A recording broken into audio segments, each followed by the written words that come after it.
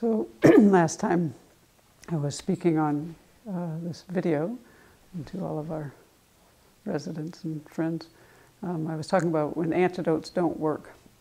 And I brought up the one meditation on the kindness of others, and I thought about this some afterwards, and wanted to speak a little bit more about that particular meditation. The reason being that Venerable Chodron emphasizes this particular meditation a lot, so most of us here have thought about it many times. And so we've watched our minds in all kinds of mental states, and then maybe thought about that meditation because it's brought up very regularly. And what I've really come to, I'd say, cherish about this meditation is its potential. I can't do this, but I aspire to. The thing about this meditation is it has the power to take any being, any living being, and turn any situation that you're having with another person, or even not even a person, but an animal or other being, into something positive. You can actually take the Dharma and use that and find a way. You might have to elaborate a little bit, but you can actually transform any adverse circumstance with this way of thinking. And that's just so amazingly powerful.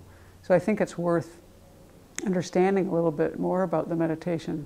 I know that sometimes people aren't ready to hear these kind of things, and the kind of teachings that this comes from were actually not publicly taught when they were first being used in Buddhism, like centuries ago. And the reason is that people couldn't kind of wrap their minds around it, so to speak. And I've had this experience in trying to explain even just something to somebody once, like everyone wants to be happy and no one wants to suffer, and how we could use that thought to help ourselves. And the person was like, they weren't going there at all. Like, I don't care, I don't care that they want to be happy, and it's just like, how do you even make your mind go there? And so I think that you have to we have to be taught some of these things and learn the benefits of why we might want to think this way. And it's, I think, the same way with the kindness of others, and just seeing the advantage of being able to take any circumstance where we're suffering in any way that's due to some kind of adversity with another living being. Always in that situation, a normal, like a common person like me, there'll be some level of suffering with that.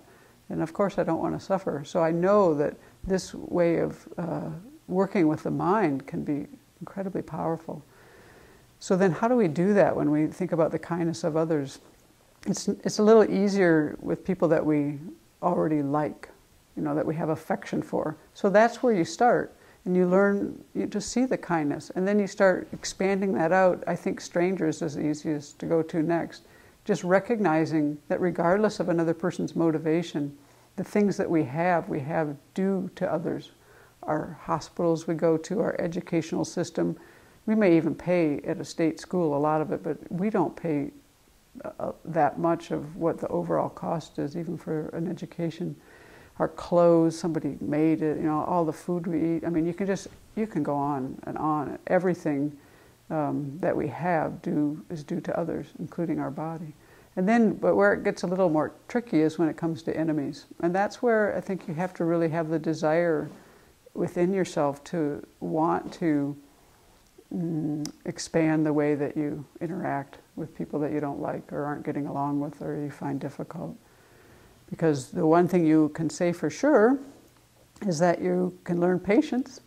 And who doesn't need patience? And if you're a Buddhist and you want to go all the way to full enlightenment, one of the 6 far-reaching attitudes, or the 6 perfections, is patience. And all of the path of the Dharma is within the 6 perfections. So, and you need a difficult person in situations in order to develop patience. So even just wrapping your mind about wanting to do this meditation, I think, is a good place to start.